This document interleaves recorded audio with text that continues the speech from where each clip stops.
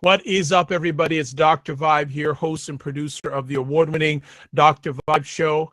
I'm the host of Epic Conversations, and the Dr. Vibe Show is the place for conversations.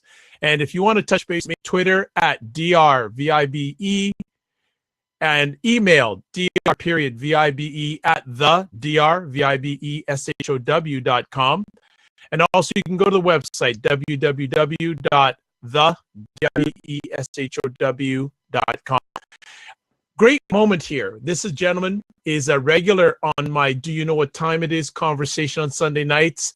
And now he has started a brand new venture called Speak Life. Many of you will know Rodney Kellum from the Do You Know What Time It Is regular shows on Sunday night at 9 p.m. But now he's got an adventure going, and he's going to be sharing with us tonight about Speak Life. So welcome. On by himself tonight, Rodney Kellum. Welcome, Rodney. How are you? Well, doing well, Dr. Vibe, and thank you for giving me my own segment, I guess. I'm feeling special once again. And as always, I like to say thank you for giving me an outlet to speak my mind and what's on my heart and what's going on in my life. Excellent. Well, the pleasure is mine. I always like to have you on the platform. Can you give our listeners, viewers, a little background about yourself? Yeah, I'm Rodney Kellum. In the past, I've talked about fatherpreneurship, which means I was a former workaholic where I worked 2 and 3 jobs, almost died multiple times, living that lifestyle. I'm a husband of 1 wife, father to 3 children. And recently I just came into alignment with why God put me on this earth, and that is to speak life into people, and in particular, men. Give a little background about where you grew up, where you came from, etc., to our audience. I'm a native Californian. I grew up between Sacramento, California, and before that, Pasadena, California. So I've been a West Coaster most of my young life. Left California when I was 17 to go to this place called Alabama on a basketball scholarship to a school called Alabama A&M University, which is an HBCU, where I met my wife after my freshman year. Been married to my wife for 10 years, together for 16. What else? So I'm a minister, Christian minister. I'm just somebody dedicated to giving, sowing, and loving God's children. And love basketball. Don't really play as much as I used to, but I got 3 babies now, so whatever sports or activities they're into, I sort of feel my enjoyment through them. Not vicariously, they do their own thing, but that's what lights me up. My 3 babies. Wonderful. What was life like growing up in Cali? Well, say that question again, Dr. Vibe. What was life like growing up in California? Wow. So I would say I'll do it in halves. So the first half I'll say was the passing of life. And 172 East Claremont is where my memories begin, where my life, my frame of life begins.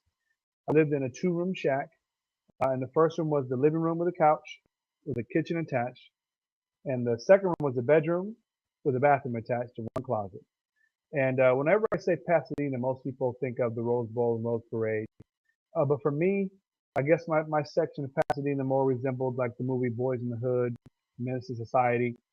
And the way that life was for me was gang violence. We had 2 main gangs, which was the PDL, a blood gang, and the Altadena Block Crips, which was a Crip gang, warring all over the city. And this was in the 80s, which was the height of the crack epidemic, height of the colors issues, gang violence. And so my whole perspective of life was everything negative looked like me and my family. So if it was drug addiction, gang violence, pregnant by 16, every image of negativity I had a face on it, either looked like me or somebody I loved or knew. And when I got bused to the nicer part of Pasadena for school, everything positive didn't have a face like me. It was a white face or a Hispanic face. They had the minivans and the swimming pools. They didn't have bars in their windows. And so it created a jaded view of my self-identity and people who look like me.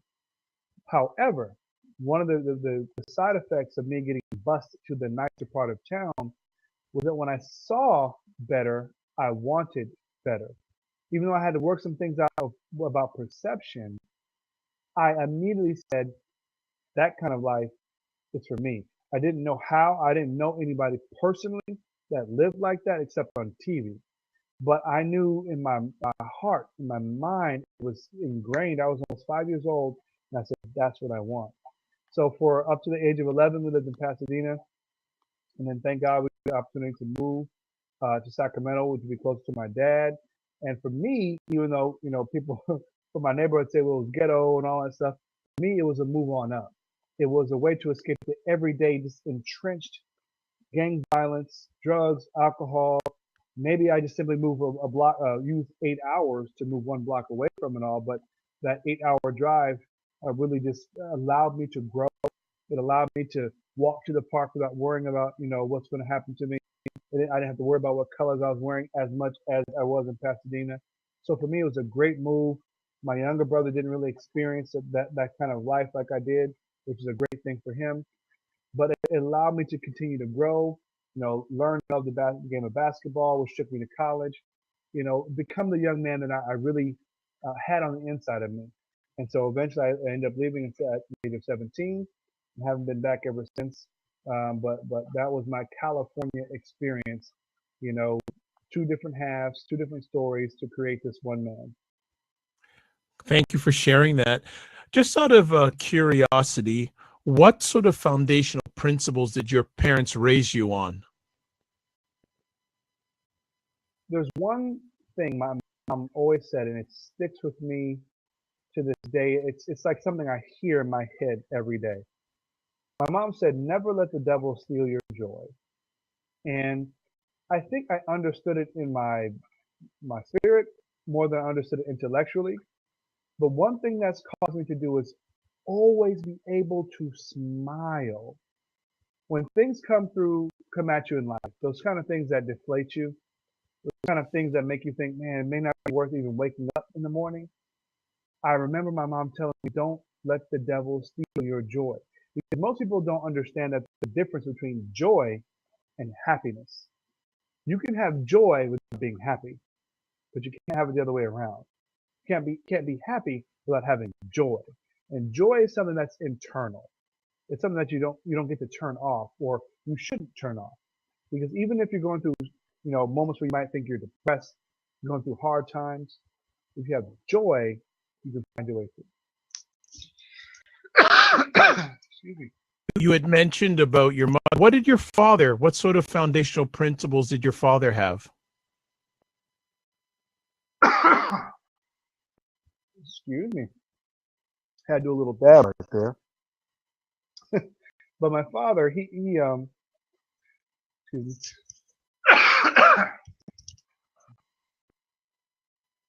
Sorry about that. Getting over a little bit of a bug, a little bit of a leftover. No problem. Trying to sneak its way out.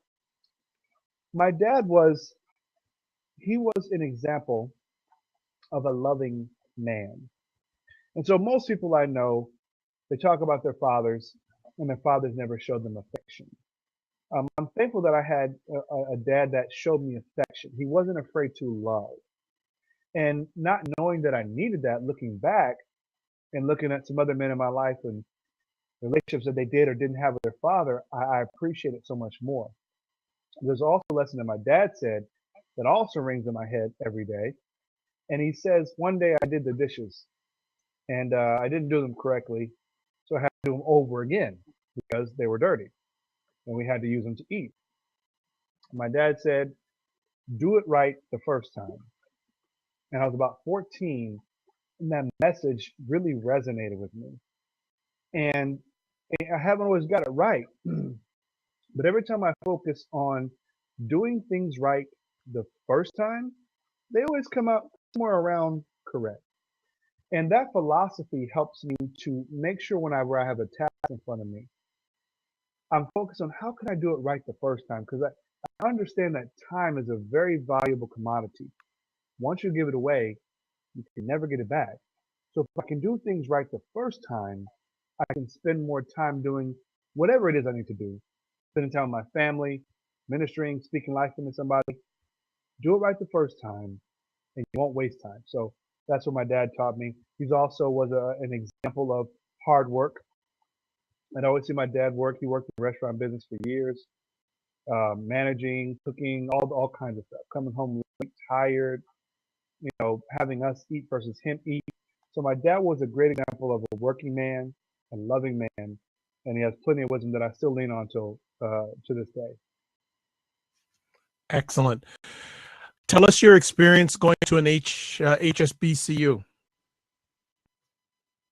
Wow. So my HBCU, Alabama A&M, was an amazing experience. And even, people is asking me, where are you from? Where'd you go to college? It doesn't seem to match. California and Alabama don't typically match. So long story short, I was all set to go to a junior college out in California. There's a teacher at my school, my high school, that I never took a class from, but had his eye on me, and he had connection to a recruiter who was connected to HBCU. So long story short, put together a tape. My school offered me a scholarship. I said, scholarship, did Division One, gone. Took off, ended up in Huntsville, Alabama. My experience coming from a place like California, which is very diverse, to a semi-small southern town in Alabama, where it was on campus almost all black with a few white faces sprinkled around. And around the town, it was almost like leftover segregation was still in effect, where one part of town was black, one part of town was white. And one thing it did show me, though, was the diversity within black culture, that there isn't one black culture, that there's similar experiences, but there's the Caribbean cultures, African cultures, many different African cultures, many different accents. And it just really showed me the beauty of my people. Well, growing up in California, I didn't really get that because you don't really learn about your history unless you live in places like maybe like Oakland, where it's more Afrocentric. You don't really get to see the beauty of your people and the different, walks of life, the different cultures we have. My HBCU experience was phenomenal, and I wouldn't trade it for anything. It really prepared me for the world. It really was like a finishing touch of me learning more about my history, my people, falling in love with my people more than ever. That I didn't know I could have before going to an HBCU. It was a great family. It's a family experience that I don't think PWIs, which is stands for predominantly white institutions, can really compete with.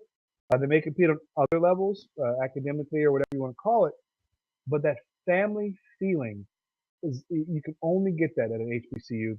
So I love my HBCU. I love Alabama A&M. People we went to school with, I would consider them family. So if you're thinking about it, I recommend it. Do it. Go HBCU. It's worth it. Well, I'm blessed to know a little bit about you, and we get there at least on the phone almost every Sunday evening. You have had quite the experience in the work world. And I don't, probably a lot of the audience doesn't know, but could you share some of the experiences you've had in the workplace? So yeah, I'm a former workaholic. I've been laid off. I think I'm going on 4.5 or 5.5 times now.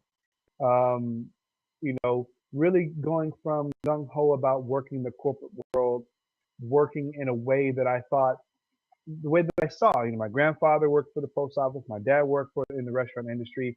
Hard working men. And I worked so hard up until one day, around 2000, say 8 or 9, I acquired my dream job of becoming a video editor. And I worked crazy hours. Anytime they called me, I would go in. Weekends, I would go in. I was still working 2 jobs. My son was born at this time, but it was so ingrained in me to work hard that one day I found myself not feeling quite well. Stood up, got really woozy, had to lean against the wall, couldn't breathe right. Ended up in the hospital, 26 years old, 28 years old, having to get a heart catheter, having to check out my arteries, coming to find out my left artery was almost closed. People in the hospital saying, "You're too young. Why are you here?" Doctor saying, "You're too young. Why are you here?" And it really clicked on me and it dawned on me. I said, "I'm too young. Why am I here?" And so that was one of my major wake up calls to end the workaholic lifestyle. And as I made my way out, I started learning it's something that's really entrenched in men. Um, it's the way we've seen, it's the examples we've seen.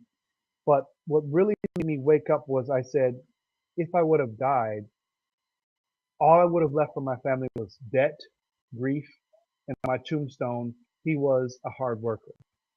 And I knew that wasn't enough for me. And so I decided, I didn't know how I was going to do it, but I decided at that moment that I was going to live a life where I left memories and legacy with my wife, just my one son at that time, and my wife. And when I look back on it, they had nothing but smiles and lessons to learn from and live from. And so from that moment, Fatherpreneurship was born, which is another brand of mine. But it's a lifestyle, it's a philosophy where faith and family come first, and everything else has to line up with that. No problem. You doing okay? I'm doing all right. I think that was the last little bit to get out. All right, good. So let's talk about Speak Life, because I know you've been chatting about this with me for a while, and now it's official. Looks like it's officially gung ho. Give us the story behind Speak Life. What was the emotion that made you bring this into reality? I'm going to say something I think a lot of people can relate to. I believe that God has put something on the inside of everybody. That one thing that they're put here on earth to do. The kind of thing that you have dreams about, that you hear echoes about, that doesn't really go away, even if you get sidetracked into another career, another job, another, lifestyle. You keep getting reminded why you're here. And ever since I was little, I would find myself saying things to adults, to children, that make them just stop for a second and look at me like, did he just say that at 5 years old? My mom would do it. My grandparents would look at me like, that old saying, you got an old soul. And it's something that I sort of denied myself. It's something I sort of ran away from. But you really can't run away from your purpose. And if you do, you are wasting your existence. And so I eventually became a minister, a Christian minister. I always find myself when people are down, when people are around me, I can't help but to help lift their spirits, to say something that revives them, that gives them just that little bit of breath of fresh air to keep going, to pray for people, to whatever it is. And so as I, progressed in life and worked in different places, many different industries, and every time I would leave, people would say, man, it's not the same without you. The funny stuff you used to say, the stuff you used to do. And then when I started getting into business with the fatherpreneurship brand, people would consistently say, man, you said something the other day that did blank. It was something you said that I can't stop thinking about, something you said. And I really started to embrace my gift to build people up with words. And I got to a point where I would have these very vivid dreams of time running out, of leaving Earth not accomplishing my God-given purpose and duty.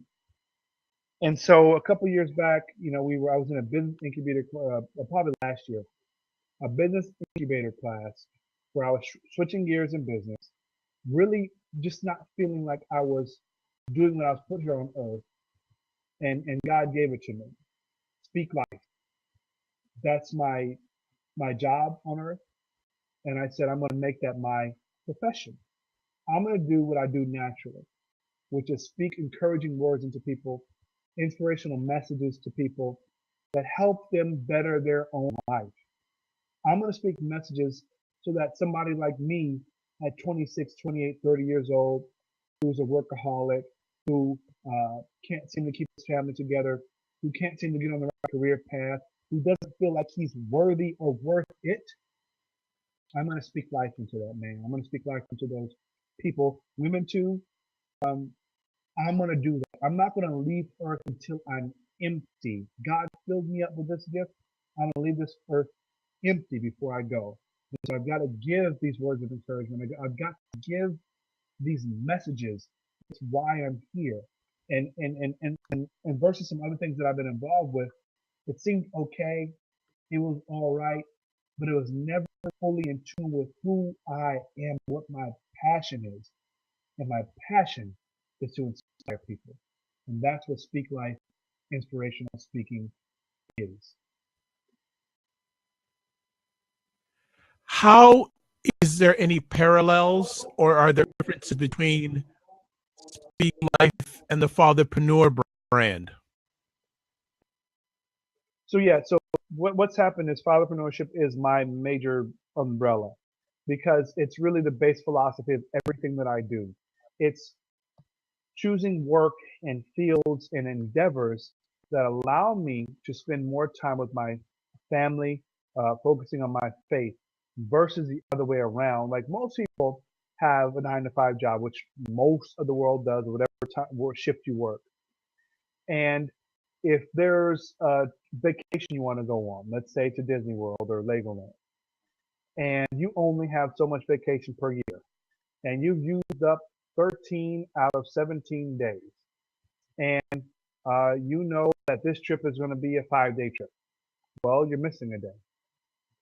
Well, how does that really line up with what you really want to do? If you're the kind of person that it never sits well with you that you have to ask permission of someone to spend time with your family, fatherpreneurship, the main message is to use entrepreneurship to gain time and financial freedom. You can spend more time with your family, whether it be wife and children, or if you're divorced or a single parent. That's the essence of what fatherpreneurship is. So for me, Speak Life is my endeavor to continue in fatherpreneurship. So I have several messages, signature talks within Speak Life Inspirational Speaking. One or two geared towards entrepreneurship and sales. Some of them simply just geared towards getting men to believe in themselves, males to believe in themselves, how to use their words to frame the family life they want, the career they want, the kind of children they want in their life. So using the power of words to make that happen. And I really, there's another major experience that hopefully I'm not getting off topic, Dr. Val. Another major life experience happened. I've had a pleasure of coming on your show before to talk about that. Is where I went from homeless to homeowner in under 90 days. And that experience was the moment my faith switch turned on. And, a lot of Christians, a lot of people of faith say we have faith. But when tough times come, we tend to rely on the natural things that we've been programmed to believe in. Whether, I've lost jobs in the past. So I relied on applying for jobs and eventually getting another job. Maybe a crappier job, it may have been an equal job. But that's how I operated in the past. But last year, 2 years ago, my son and I were at home. My daughter was being watched by somebody else, and my wife had been called back into work on maternity leave. It was an emergency. So my son and I were at home, and lightning struck. Boom. It was one of the most intense feelings I've ever experienced because when it hit, you could feel the lightning go physically around us in a circle. You could feel it go through every outlet in the house in a circle around us. So it caused a fire in our apartment. At the time, it was, my son, my daughter, my wife, and I all living in a 2-bedroom apartment, getting very cramped. And we had already started talking about wanting our own home. We were already talking about, man, we want to have Thanksgiving dinner in our own home. Lease was coming to a time where we had to either renew or move out. And we started speaking things like, we want to have our own home and Thanksgiving in our own home. And something happened when I saw flames starting to engulf our residence. When it came to a point where we might lose all of our physical belongings, something went off in me. Where I turned a corner, I flipped the switch, where instead of having a discussion in hopes that we would have a home one day, something crazy happened to me. I started declaring, sounding crazy to everyone around me, people of faith included. I would start declaring, we're going to have our own, we're going to have Thanksgiving dinner in our own home this year, which was about, at that time, 90 days away. Every day, I'm writing it down. I'm prayers. People around me, yeah, we're going to have Thanksgiving dinner in our own home. Everyone around us, they knew that we were now homeless because smoke and water damage. We were either living in a friend's home for the night or eventually in a hotel, extended stay hotel.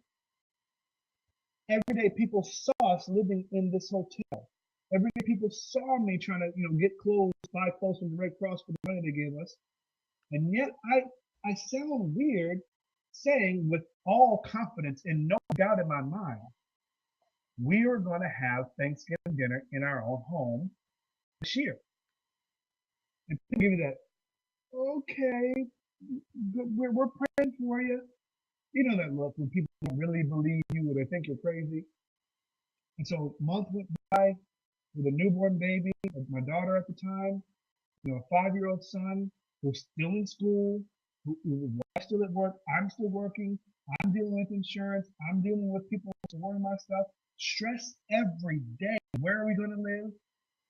And I had the audacity every day to say, we're going to have Thanksgiving dinner in our own home.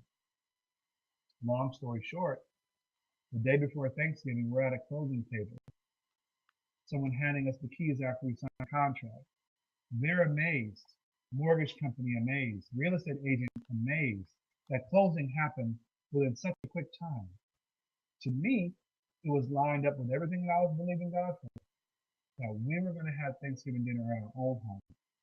As soon as we left that closing room table, we called the rental place. We rented our tables, and my dad had already been cooking in the hotel room, by the way, cooking our Thanksgiving dinner for 30 people. And that day we're calling people, hey, so coming over for Thanksgiving dinner? And you can hear the silence, like, wait, what? You got the house? Yeah, I've been saying we're going to have Thanksgiving dinner in our home. We got the home. And the home that we moved into that I'm in right now is the home, the kind of home I've been dreaming of since I lived in Pasadena as a little boy. When I used to get bused on the other side of town. When I decided that's the life I want to live. I didn't want to have bars on my windows. I wanted to have a minivan and that kind of lifestyle. That's where I live now. Within 90 days, we went from homeless, technically, to homeowners in under 90 days. And I attribute that all to activating my faith switch and being able to speak life over myself. So when I say that I'm going to speak life into people and show them how to do it, I'm not just saying it with hope or wonder or if they can. I'm challenging people when I get to speak to groups, small groups, large groups, whatever it's going to be, to dare to believe the things that you're saying. And it better be good stuff because your words have power. Your words are living. When they come out of your mouth, whether you're playing or serious, they go and start creating what you're saying. The faith element behind it is what makes it a reality. This place I'm sitting in right now is a product of faith switch activated. It's a product of speaking life into existence. And I'm here to testify, I'm here to tell you that it's 100% true. It works if you will dare to turn on your faith switch. That is speak life. Excellent. So thank you for providing background on where Speak Life came from, where it is right now. Who is Speak Life's target market? So Speak Life's target market is men. Now, I don't have an exact age range because I realize there's relatability for men, especially grown men. So if you consider yourself grown at 20, you have the certain kind of responsibilities in life that makes you a man, you're my target audience. And I used to be in a place where I wanted to talk to everybody. And I learned from a couple of millionaire mentors where it says they use a phrase, if you market to everybody, you're marketing to nobody. And I had to really get honest with myself and say, who does my message really resonate with? And even though women really support me, they always say, hey, I want my husband to hear your message. I want my brother to hear your message. I want my friend, the male, to hear your message. I want my son to hear your message. So a lot like my mother, she actually began an organization for women before she passed away to do a lot of things, encouraging and motivating them. I understand that my story My path, my expertise is as a man. I can't be anything else. My experiences are through the frame and lens of a man and manhood, fatherhood. And so that's who my message is for. Men. Men who um, want to be married, want to have a better marriage. Men who want to be a better father. Men who want to escape workaholism. Men who want to increase their sales in their business. That's my target audience. Men. Okay. So let me ask, and I ask this conversation piece a lot when people are launching ventures. From the time you thought about Speak Life to it becoming a reality, what do you think the time was that? So I think let's see. This is I'm gonna call in a phone a friend. Give me 1 second. I'm gonna call in my ringer to give me the right date. Crystal, when did the fire happen? What month was that? And then we moved in November into the house, right? So the fire happened September 3rd of 2014, and we closed on our house for Thanksgiving 2014. So I don't even think that was even 90 days. It was under 90 days, more like 2 months. But that 2 month period versus we got married in 2006. So, for years we've been wanting this thing. And what it really, really, really took was the activation of faith. And within 2 months it happened. So, faith really hurries things up. When you speak the right things and believe the right things, it allows things to come into your life that you've been believing for forever. Excellent. So on the website itself, there are a number of testimonials from gentlemen about the success or the added success or added value Speak Life has brought to their lives. How did those men find you, or how did you find them? So a lot of my attendees were people that I've known and respected, had good conversations, people in the business world in Atlanta. And when I really said, you know what, I'm going to do this, I was going through a business incubator class uh, available through my church. And it was just really that motivation I needed, that inspiration I needed to say, I can't wait any longer. And so instead of trying to get everything perfect, meaning have the audience of thousands, um, have so much money in my bank account before I went ahead and went forward with Speak Life, I realized, because I've lost people in my life to suicide, I realized there's no better time than right now to speak an encouraging message. And so I reached out to people in my circle, social media, people, but mainly people I actually knew, men that had children, men in business. And I said, hey, I got a date. I made things happen. I asked favors. I called in favors. I got a date. I got a place. I said, hey, I'm having this Speak Life Inspirational Speaking launch event. Would you please come and support? And this is my message. I would tell them, this is my message. This is what I'm going to be saying. Absolutely was their answer. And so because I believe their answer was absolutely, because there's not many people out there speaking messages catered to men. We're ignored when it comes to our emotional needs. We're ignored when it comes to our spiritual needs. We're ignored when it comes to our financial needs.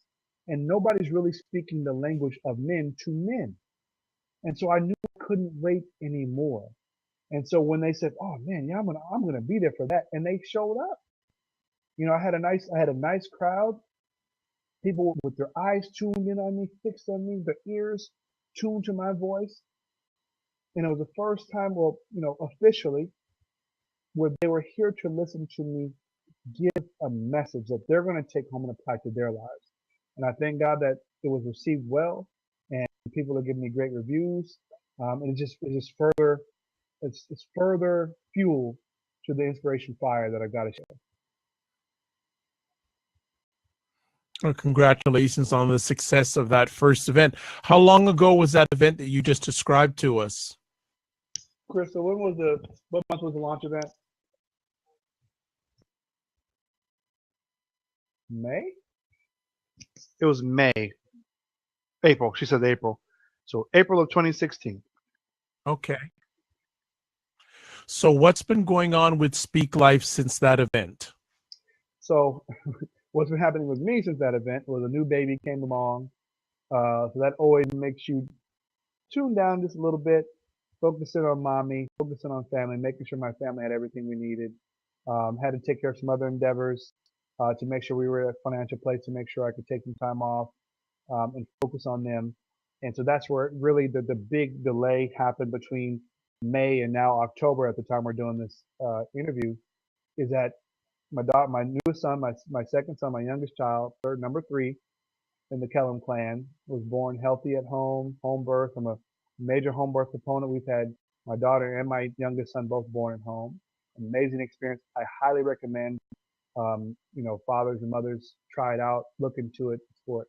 But that's really the major cause of the delay, just making sure my family was straight. But now it is time to go. I can't hold it back anymore. And I'm getting the word out. And I thank you, Dr. Vi, for being one of the outlets to, allow me to spread this message of inspiration because it's needed. What challenges are you hearing from the men that are sharing with you? One of the major, I remember when my wife was pregnant for the first time, and I really started Googling fatherhood and fatherhood groups, and it was really hard to find. When I started searching for male-centered messages to really encourage me because it was the first time for me. I didn't know anyone else around me to really talk to. And that's another thing. It's hard for men to really talk about things because we're taught to hold things in, to not be emotional, to not really care. And I'm not that kind of person. I care too much, love too strong. And so I realized even then um, that there wasn't a lot out there for us. And if there was, it was on such a small scale, organization struggling. They would serve a very small market, some a little bit here in Canada, somewhere over here in Washington State, here in rural Georgia somewhere. And it just wasn't, enough wasn't available. And that's a very common thread and theme if you really get men to open up and talk, is that there's no one really to listen to or turn to for sound advice, for wisdom, for guidance, how-tos. And so those are some of the things that really sparked me to say, well, you know what? I think I got something to give. I think there's the solution to that problem. And maybe at that time, I was still thinking maybe I can be a part of that solution.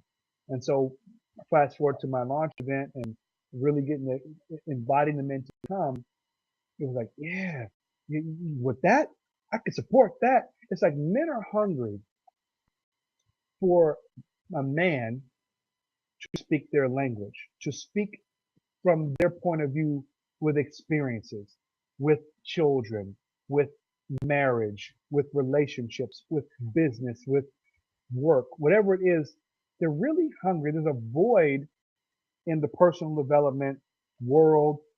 There's a void. There's really a void and I don't see many. There are some. I don't see enough men filling that void. And so when I said this, when I launched it, when I said it's going to happen, people were like, oh yeah, I'm with that. I could support that. Women included. They say, hey, I want this organization to come show up. Can you come speak to this organization? And so it's so needed, especially with, it's sometimes misnamed with the fatherlessness epidemic. That's a little misnamed, but there are a lot of men, a lot of boys that deal with the issue of fatherlessness. And so these type of messages can help fill the gap and the void to get these young men or even older men over the hurt of missing their father, those things, those lessons, those bits of wisdom that they never got. I want to, and I'm going to, and I am sharing these messages with them. Excellent. That is good stuff. So with those messages from men, so what is the vision for Speak Life? When it gets really successful, what does that look like to you when it becomes full blown? Okay, great question. Thank you for asking that. So tier one or phase one has two sides to it. My main focus, I'm beginning with this. I want to partner with male oriented industries and brands that would sponsor me to take my message with their brand to men groups, whether it be faith-based groups, whether it be male-dominated industries like sales, whatever the industry may be, take my message to where they are to one, give their brand a great exposure and a great event that marries a great memory to their event. And secondly, it breaks down a barrier for a lot of places that couldn't necessarily afford a speaker's fee to bring me in. So that's step one. Step two is to simply be invited by uh, these organizations to come speak as well. So that's really the first two major points of phase one.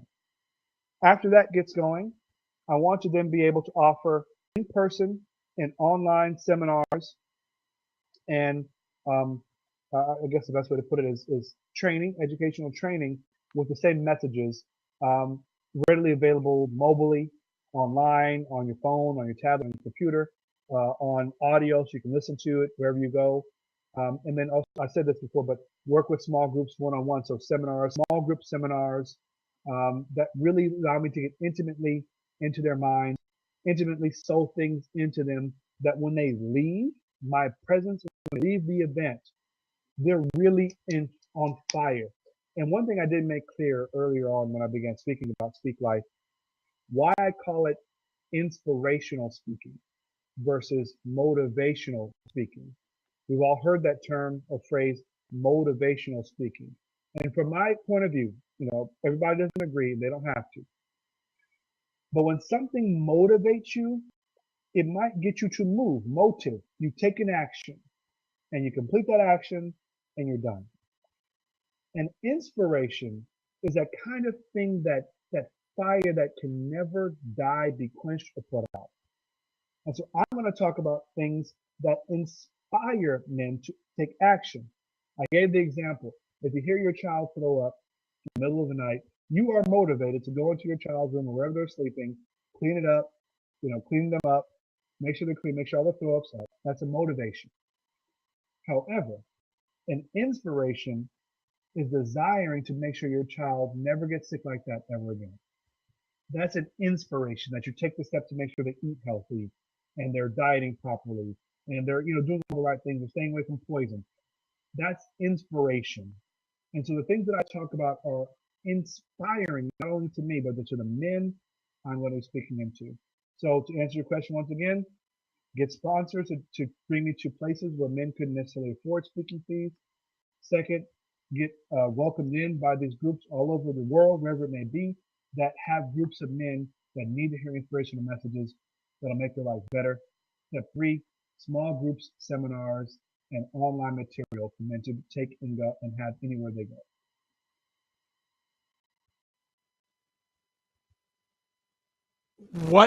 And on your website, you highlight three different areas: business, marriage and family, and faith-based groups. Why did you pick those three areas? Because that's really what my messages, that my signature talks are geared towards. I have one or two talks geared towards sales, but see, my approach isn't the technical things and the regurgitated messages you've heard if you've listened to motivation, and I'm not downing because I love self-help, personal development information. I listen daily, but I'm not going to come at a sales group with just blah blah blah sales information that they've already heard. I've worked in sales. I've done that before. I'm going to talk about the things that really, at the core of you, if you can get in tune with and understand, you're going to go out there and have the best sales career you could ever have. And the companies benefit because their people are performing better. Bottom line is always effective. So I have a signature talk about sales. I have a signature talk about how to use words to frame the life you want. I have a signature talk filled with more faith-based information. Because sadly, but honestly, you can't go everywhere and use Bible verse, look in this Bible verse, because people don't always want to be preached to. However, I know for a fact that I can take the same information from the same Bible I read almost every day, and the wisdom inside of it can be applied by anybody. So that's why I broke down those different categories, because I know that's where men are. They're in industry, they're raising families, and they're involved with faith-based organizations. We can throw sports in there too, but it all sort of, marries itself back together.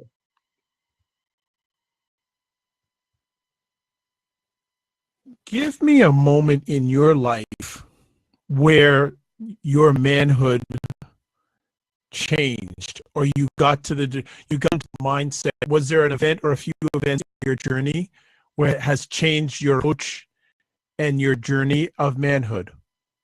Yeah, multiple, but there's one major shifting event. This was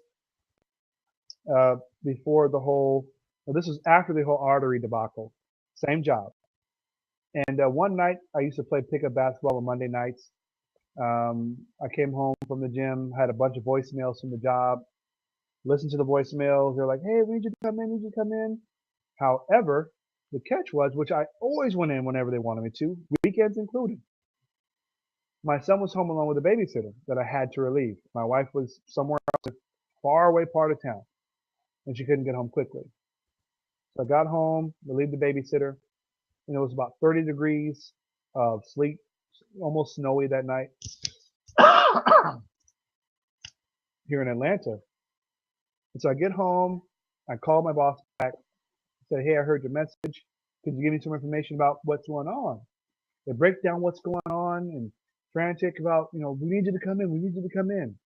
I said, okay, well, hold on, let me call my wife to see how far away she is. Because I'm watching my son, who was only months old at the time. We happened to be living with a family friend. That was another low point in my life. My family of three was living in a one bedroom of someone's home.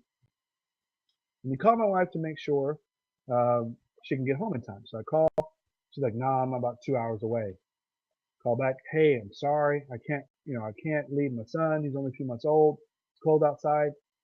After all the facts I give them, we know, but hey, it's an emergency. We really need you to come in. I said, well, can you explain what the issue is? So they explained. I said, okay, I understand. I can do that through the computer. No. We need you to come in. It's important. And, phone call, hang up, another phone call, listen to my boss again. And then something life-changing happens on the phone. The company owner was listening in. He was also at the office at the time, listening to my responses. And he pops on and says, hey, Rodney, this is so-and-so, leaving the name out, of course. We really need you to come in, regurgitating all the things I already heard. He said, hey, can you come in? We just flat out, we just need you to come in. I said, hey, sir, sorry, I can't come in. I got to watch my son. It's really cold outside. And then he asked this question that really lit my fire, not in a good way, that I had to use all my professionalism to keep my calm. He said to me, don't you have a stroller he could sleep in?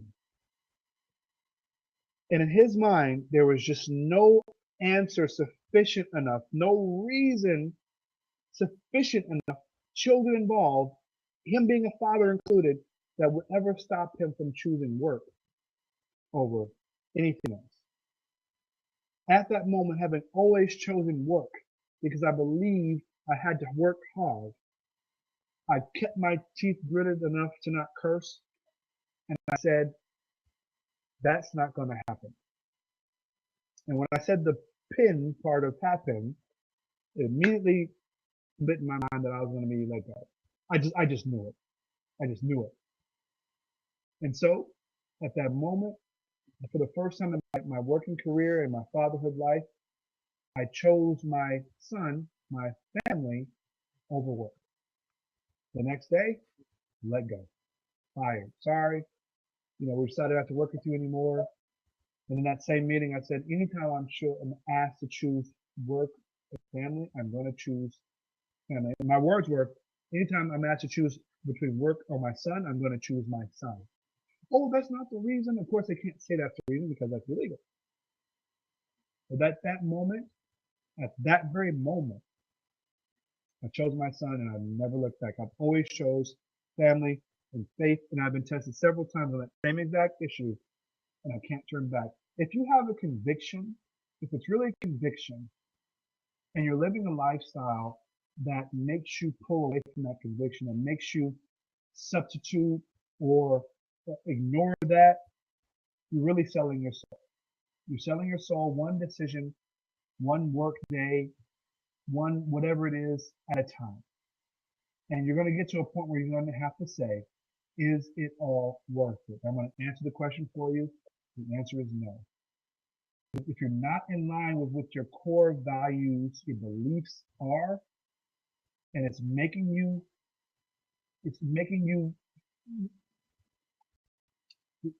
you're sabotaging yourself for it, quit, leave it. It's going to cost you. I know it's going to cost you financially, emotionally, but you know what? You're strong enough to make it. And at that moment, I learned I was.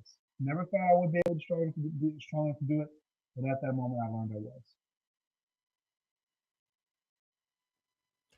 You know, and I've heard the story before, and every time you say it, it just gets more and more powerful. And thank you for sharing it. Let me ask, how many men have you encountered that have had to or have dealt with or dealing with the family or the workplace? It's an epidemic. It's not a small problem. I've worked at several places where when I walk in, I see a condolences card on a table by where the man would work. Come to find out the story, I think he died at work of a heart attack. And I would see on the table this man who worked at this company for years, and all his hard work boils down to was the card. And so in my moments, I realized if I would have died, I would have invested the majority of my time in the wrong place. And so a lot of men can't wrap their heads around shifting their values to not put work at the top. Work is supposed to be the building block that allows you to do the things you really want to do in life. But in other places I've worked at, they were going through a lot of budget cuts, and people that have been working there for 15 and 20 years or close to retirement were forced into retirement. And I saw one man, an engineer, who had been working there at a place for 20 years, had young children. They forced him into retirement and gave him one of those going away lunches. And I'd seen 3 other ones in the past 2 months for the same reason. They were all happy. They were all cheerful. But this one man, I'll just say his name, first name Joey. Joey was in there really begrudgingly, not really able to smile, sitting through all the talks and farewell speeches. And you can see Joey really wasn't at peace with what just happened because he didn't plan to retire for another 5 to 10 years. He has young children he still has to take care of. And I'm very sure that what he was going to get from retirement wasn't going to be enough. And he was at that age where you can't just quite change careers at that point easily. He even said, let things come out of his mouth. He said, I forgot how he framed it, but the gist of it was, it wasn't my choice. And I said, I can't be that man. I can't be that man. When I made my choice, I knew that other men were being in that position. And I had to help other men wake up because we're dying for our jobs. And that's not how things are supposed to be. We're supposed to live for our family, not die for our jobs. Live for our family. Live for your faith and family and let your funds fuel those two things. So when I talk to men, sometimes it takes those near-death experiences. It takes getting fired. It takes some kind of major thing happening for us to let our ego to go, oh crap, I got to really get it together. For us to say, well, how else can I do this? How else can I provide for my family? What is the best way? What's the better way? So I'm here to give people that inspiration, that those words that paint those vivid pictures from somebody that looks like them as a man, who knows what they're feeling when they're going through those things, these things. When they're looking at their children saying, how can I provide for you? How am I going to pay for college? How am I going to get close to you? How am I going to feed you? I know what they're going through.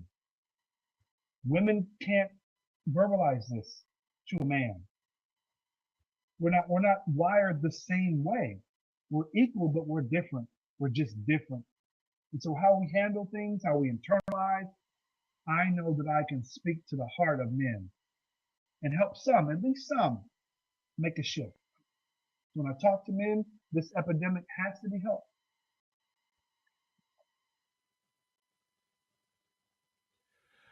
I think with those closing words or those recent words, I think we can end our conversation. I think a powerful message from your own experience and from your own walk is nothing more needs to be said. I just like to say, first of all, thanks very much for taking the time to share some of your journey, to share Speak Life with the audience. I appreciate everyone who's watching this. Big shout out to Tachi, who's watching this, and I really appreciate that and what people are going to watch it live or on the replay.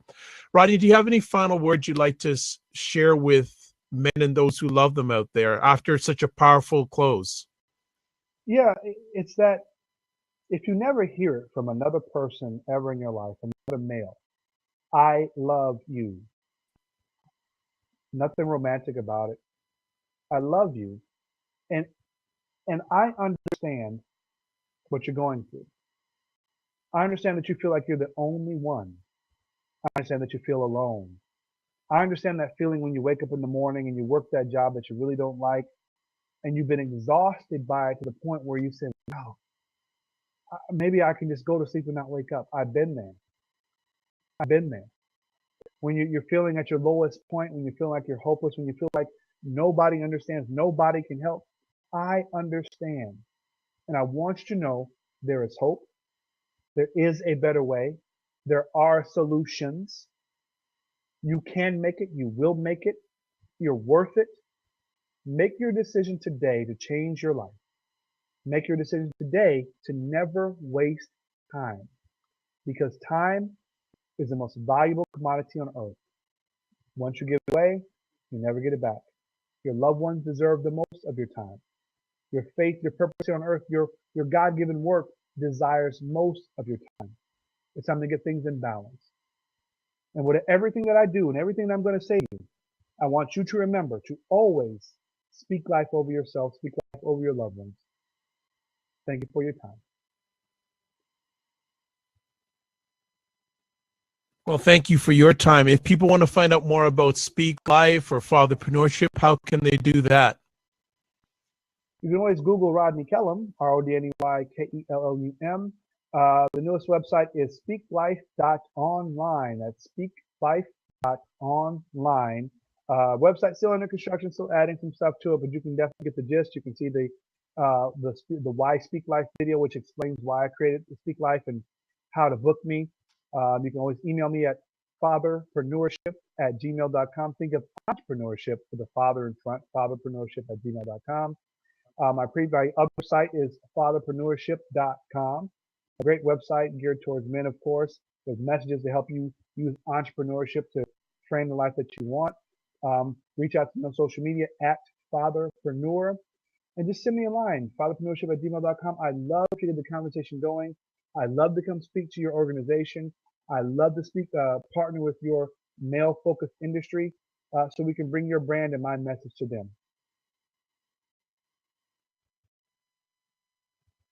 That is excellent. I'm actually, as we're just wrapping up here, I'm just putting Rodney's contact information in the comment section if you're watching this live. And excellent. Well, thank you so much for everyone who's watching the program live, or on the replay. Again, thanks, Tachi, big time for your comments on the side and your inspiration and all you do. It's Dr. Vider, host and producer of the Epic Conversations called The Dr. Vibe Show. I'm the host of Epic Conversations. If you want to touch base with me, there's a number of ways. You can go to the website, www.thedrvibeshow.com, which I'll type here in the section. You can also contact me on Twitter, which is probably the best way right now. And also my email address, drvibe@thedrvibeshow.com. And if you email me, you can also put in a line if you want to be on the email list, which many a time I will send out info to people whose people are coming up on the show. So instead of missing it in your Twitter timeline or your Facebook timeline or whatever social media platform timeline, you get it right in your email box, gives you all the details, usually a picture of the person that's coming on, a little background about them. So as always, I like to say you're blessed, highly favored. Miracles and a solution for this problem. Thank you, Tachi, for stopping by the conversation. Upcoming conversations on the Dr. Vibe Show tomorrow night, which will be October 27th. I'm holding my monthly roundtable called Dr. Vibe's Allies with Black men from Canada, the United States, and England. And coming up on Sunday, and hopefully Rodney will be there for it, with our weekly Do You Know What It Is, where Black men get 4 or 5 current events and news stories, and they get a chance to give their comments and opinions on them. So as always, I like to say, God bless, peace, well, keep the faith, and remember all times, don't work on perfection, just work on getting a little bit better every day. God bless, peace, well, and keep the faith. Thank you.